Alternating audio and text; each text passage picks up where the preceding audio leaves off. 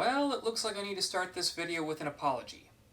A few weeks ago, I did a video on Afrofuturism where I gave Tales of Kinzara a positive recommendation. That was before finding out about Sweet Baby Inc., or the fact that they were involved with making this game. I stand by what I said before. Kinzara is a good Metroidvania, and the story, at least in the demo, seems fine enough, but I've removed it from my Steam wishlist because there's no way I'm buying it when it comes out. Also, the company that's got everyone worked up lately is called Sweet Baby Inc. That has got to be one of the creepiest names for a company I've ever heard. Seriously, how come no one else seems to want to talk about this? At least BlackRock sounds like the evil corporation out to take over the world they are. Sweet Baby Inc., on the other hand, is either a name indicating that the company's leadership think of us as children to coddle, or that they're trying to advertise the deliciousness of the babies they have to offer. Personally, I prefer my babies to be a bit more savory with proper seasoning, but that's just me. Now, at the time of recording this video, Matt Walsh has just given his take on the whole matter that boils down to his overall distaste for video games in general. To which I direct you to my older video about Da Vinci's Monkey. And to make up for my past mistake and to counter Matt Walsh's bad take as much as I can, let me recommend a different video game. Realm of Ink, which is a free demo on Steam right now. It's basically Hades, but with Eastern mythology instead of Greek. Now, if you haven't been able to pull yourself away from the new Gamergate that's been unfolding lately, you might not know that Netflix has recently made a live-action adaptation of Avatar: The Last Airbender. And people tried to give it the benefit of the doubt, only to complain that it's a steaming pile of trash. And then, as people got a chance to watch the entire first season, they changed their complaints to saying that it's a steaming pile of woke trash. And of course, there are plenty of people comparing it to the movie. You know the one. The film where the director, who we won't name here, flat out said that it was his intent to remove all the silly jokes from the original series. That right there was his first mistake. You can claim that executive meddling was the main reason why the film was awful, and you'd probably be right, but this little detail from the director tells us that this film was always going to be bad, no matter how well production went. Yeah, the name of this video is kind of deceptive. I know it only says anti-animation, but calling it the anti-animation, comedy, kids show, and fantasy bias was too much of a mouthful. Let's start with the animation bit first. Now, if you've seen any of Netflix's other adaptations of other famous anime, yes, Avatar counts as anime, no, I'm not going to argue about it, then you know that most of their attempts to turn great cartoons into live-action shows have been one disaster after another. But there is one exception.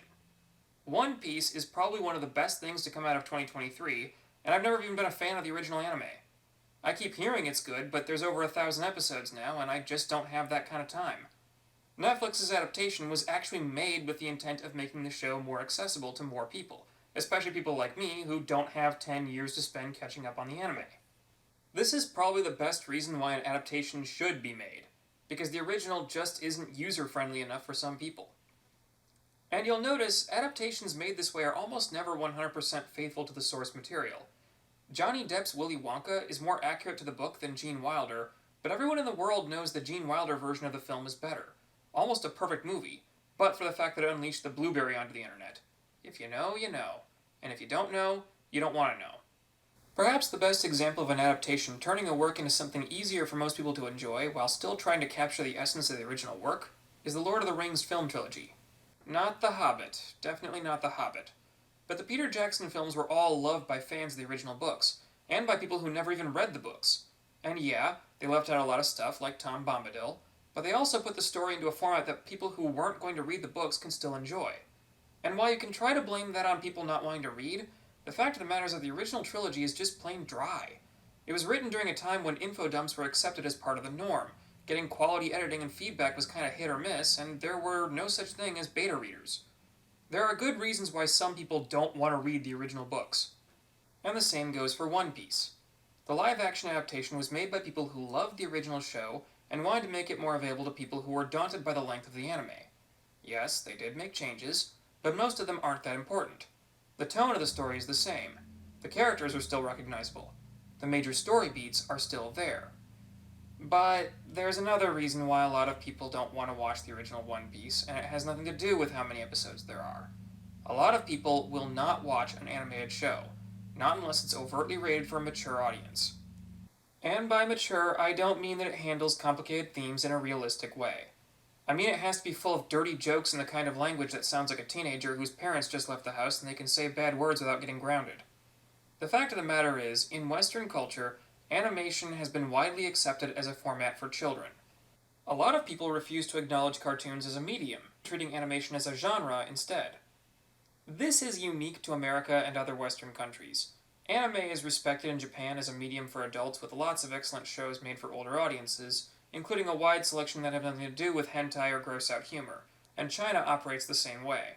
In fact, anime is primarily the reason why we're starting to see pushback in the US against the idea that animation is for kids, or that it has to have South Park's flavor of humor in order to be enjoyed by adults. Mexico, on the other hand, along with several other Latin American countries, still hold firm to the belief that if a show is animated, it must be for kids, even if it has blood, boobs, or other things kids shouldn't be exposed to. This is part of the reason for the many attempts at trying to adapt great animated series, and also make them more adult in the process. The desire to strip the comedy out of Avatar in both adaptations isn't just a coincidence. It's because both the film and the series were made by people trying to make the show more appealing to an older audience, and for some reason, people think that means removing a lot of the fun. Of course, this isn't just an issue with Avatar. Lots of attempts at live-action adaptations of great cartoons have had this same problem. Wipe away all the comedy, and in the worst cases, replace said comedy with sexual drama. That's really a thing that they did with the Powerpuff Girls adaptation. This ties in with another area of entertainment that doesn't get enough respect, which is comedy. The general idea is that adulthood is supposed to be awful and devoid of fun, so any show that tries to have fun is not mature.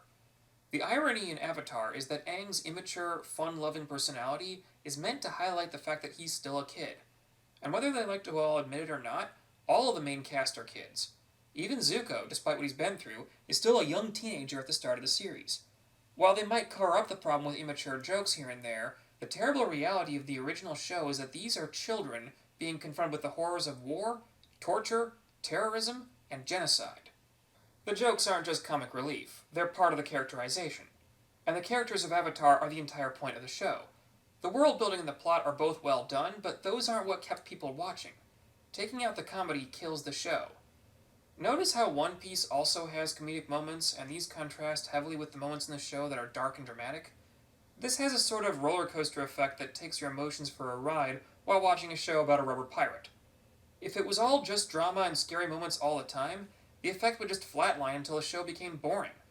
And One Piece is not the only Netflix adaptation of a Japanese franchise that turned out well in recent years, because fans of Bastard claim that the show was a fun, faithful adaptation of the original manga. Now, I tried to watch Bastard and give it a fair shake. I really did. The opening lives rent-free in my head, and the basic premise sounds good on paper, but it's just not my cup of tea. Maybe this is a product of the time I'm living in, maybe it's just a matter of taste, but I just couldn't get into this show. However, lots of people who liked the IP said that Netflix did the series justice. And one thing I noticed in the 10 episodes I did manage to get through is that they left the comedy intact. Now, unlike in Avatar, the jokes are definitely in the not appropriate for kids territory. And so is the whole show. But when it comes to adaptations, Netflix is like a monkey with a set of power tools. They can get the tools to work, but they don't know how or why they work, and they have no idea what they're doing with them. But maybe the reason Bastard turned out okay, or at least good enough for the people who like the IP, had something to do with the fact that it wasn't a kids' show. And by that I mean, it just barely steers clear from being a hentai. This series wouldn't be out of place next to Futurama or South Park on Comedy Central, and the humor is so adult-oriented, you could never be fooled into thinking it was for kids. At the same time, One Piece is a series that's about as appropriate for kids as the original Avatar, but the Netflix version is live action. It avoids being treated exclusively as a kids' show purely by not being a cartoon. A common complaint about adult animation is that it tends to be overly raunchy, with South Park being the gold standard. And, ironically, people will claim this kind of humor is inherently childish, or at least sounds like it was written by teenagers. And yet, the reason so many adult cartoons fill the screen with gross-out humor and flood the speakers with innuendos is because the alternative is to be thought of as a kids' show. An animated show that is aimed at adults and doesn't contain a lot of crude and frankly disgusting humor, relying instead on its plot, characters, and ability to handle complex issues would probably look like Avatar: The Last Airbender. Funny thing, a lot of people complain that this new adaptation of Avatar sacrificed the character writing of the original cartoon to inject woke politics into the series, and this is definitely the case. But it would be wrong to think that the cartoon didn't have politics in it originally. The entire show was a careful examination of the horrors of war, not only on the battlefield, but on the homestead as well. Book 3 of the original cartoon will always be my favorite of the three, because this was the season that took the time to show us what life was like for the average Fire Nation citizen who was far away from the fighting.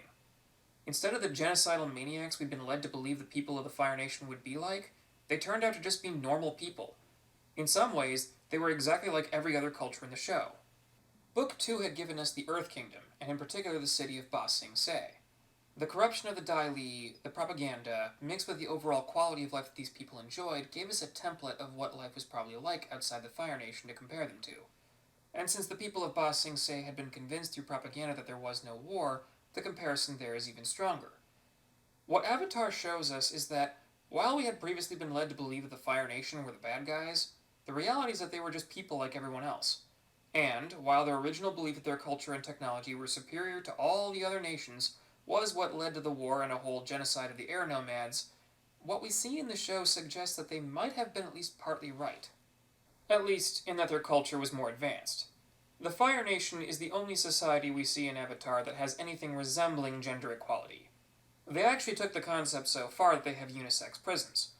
And maybe this was just because it was a kids' show, but from what we see, the Fire Nation doesn't have any of the obvious problems that would normally come about from locking up women with convicted male felons. The Fire Nation's culture is largely based off of Imperial Japan, and to a certain extent, modern Japan. And in Japan, in the real world, they have about one case of forced bedroom not fun time for every 100,000 people per year. By comparison, America has about 27 cases for every 100,000 people per year. And that's lowballing it. To us, unisex prisons seem like a terrible idea that would never work. But if the Fire Nation's culture produces similar crime statistics to Japan in the real world, then maybe it would for them. You could even understand why the Fire Nation put up these same facilities in territories they've conquered and applied the same logic to members of other nations. Not because they don't care if female prisoners get assaulted, but because it genuinely never occurs to them that that could happen. That particular crime is so alien to them that they don't even think about it.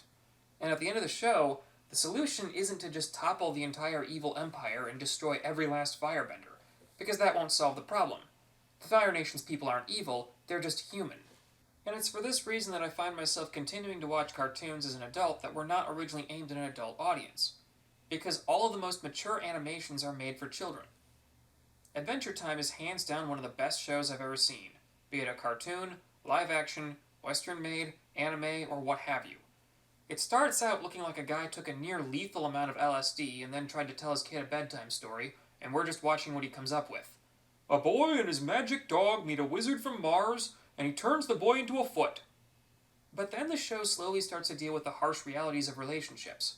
It deals with depression, abandonment, dementia, not just how it hurts the person suffering from losing their mind, but how it tortures the people who love them until they almost can't bear to see them like this anymore. And yeah, you can get some of these things from animation that's more conventionally for adults, like South Park, Rick and Morty, or even Hell of a Boss. But there's something that gets lost when you fill the screen with sex, toilet humor, and four-letter words. We saw something like this with Game of Thrones, which, in its first season, showed a lot more female nudity than it would later on. Some of this is because feminists complained, which is why male nudity didn't go away in the later seasons. Some of it was because Emilia Clarke threatened to quit her role as Daenerys if she had to do any more nude scenes. But the primary reason the show had this much nudity in the first place was to distinguish it from ordinary fantasy and instead be adult fantasy. Or as some folks call it, hot fantasy. The majority of people will tolerate a cartoon without writing it off as a kid's show if it happens to have lots of raunchy humor in it. But not if it's a fantasy show. Bastard is popular among people who liked the manga, but let's not pretend that it gained a massive increase in popularity because of Netflix. Most people who weren't fans of the IP before the anime came out still don't even know that it exists. And a big part of that is because it is an animated fantasy series. Speculative fiction as a class has been getting written off as not being real art for ages now. The general response is that if it couldn't happen in real life, it can't be thought of as deep or meaningful. Depending on who you ask, true history from Lucian of Samosata got this kind of reaction from people all the way back in the 2nd century AD, even though his story about sailing to the surface of the sun and the moon in an old Roman ship was obviously satire and not meant to be taken seriously in the first place. Science fiction gets off a little bit easier here because it can be seen as a prediction of possible futures humanity could build, either as something aspirational, such as Star Trek, or as a warning, such as Brave New World. However, there is a reason why futuristic dystopian fiction tends to get more focus on the dystopian genre rather than the science fiction. Fantasy, on the other hand, gets written off because the conditions behind it are inherently impossible rather than just implausible. This is arguably why superheroes tend to be treated like something separate from modern fantasy, even though there isn't that much difference between a guy who shoots lasers out of his eyes and a guy who casts spells with his wand. And I want to point to Game of Thrones again. Lots of people, even conservatives, enjoyed the earlier seasons of this show before they ran out of books to adapt. This isn't just the problem of the Protestant work ethic that I've pointed out before, because if it was, putting boobs everywhere shouldn't make conservative Christians okay with it. No, this is a problem that boils down to snobbery against fantasy itself, or thinking that fantasy is purely for children because it's an overglorified version of playing pretend. Now, the reality behind fantasy is that it usually asks questions that can make us re-examine our own world and better understand why the world is the way that it is. Not all fantasy achieves this, but the best kind usually does. For example, Discworld's death books always deal with the reality that death's an important part of life, and he doesn't get to play favorites. Soul Music has the Grim Reaper hit with grief for the first time after having to kill his adopted daughter and son-in-law. He wants to show favoritism and let them live, but that's not how the universe works. There has to be a law. Even if you could break the rules of life and death, you really don't want to. Hogfather captures the issue of fantasy even more, by showing that humans need to believe in things like tooth fairies and the Discworld analog of Santa Claus so that they can grow up believing in the bigger fantasies like justice, honor, and duty. But my personal favorite Discworld novel is Small Gods, which uses fantasy for what might be its best purpose, showing real-world conflicts behind the veil of fiction. The frankly barbaric, hypocritical, brutally murderous Church of Omnia is something of a combination between the medieval Catholic Church and Islam, and it's not clear exactly which elements were taken from each religion. But what we do get is an examination of how religions work, and how they can become bloated to the point of no longer caring about what their respective gods told them to do, and how a villain like Vorbis, who isn't a hypocrite but genuinely believes in his own rhetoric, can make everyone around him just as evil as he is. And Avatar: The Last Airbender is the exact same thing. Again, it shows the horrors of war, the folly of racism and sexism, the reality that the invading evil empire might be populated with normal people who are no more evil than anyone else. And we write it off as a kids' show because 1. It's a cartoon, 2. It's a fantasy, 3. It has non-sexual comedy in it, and 4. It's not inappropriate to show to kids. And don't underestimate the importance of that last one. Making a show that is both good and appropriate for children is difficult, but when done right, it makes for some of the best entertainment. When a creator says to himself, "I hereby pledge not to rely on boobs and blood to keep my audience's attention," what can come out of his creativity and passion can, and often will, end up more amazing than any show aimed directly at an adult audience. In trying to make Avatar less of a kids' show, Netflix took away one of the things that made the show amazing. There are lots of channels out there complaining about how taking away the animation, but filling the screen with CGI, is just running in circles, or how the characters have been turned into empty shells of their former selves, usually with a lot of politics thrown in. But a thread that runs through each of these problems is that the creative team behind the show were focused more on making Avatar for adults, and not for the kids. No heed was paid towards what kids wanted to see when they were deciding to cut Appa and Momo from most of the series. Turning Katara into a girl boss, Sokka into a wimp, and Suki into a horny stalker was not done to make the show appeal to children. It was done to appeal to adults. Specifically, adults who act like children. Alright, so at the time of recording this, Netflix has just released their new Damsel movie, and while the critical drinker and mediaholic, and really everyone else, has already been dunking on it, there's actually a lot more to that film than there seems to be at first. So, I'll give you guys a choice. Based on the comments I get in this video, if you want me to do an analysis of Damsel and cover all the things that nobody else seems to be noticing, we'll do that in 2 weeks. It's inevitably going to be a bit more political than my usual videos, but that's due to the nature of the film. If I don't see any comments asking for a Damsel analysis, I'll do the video I had planned next instead. Okay, thank you all, and goodbye.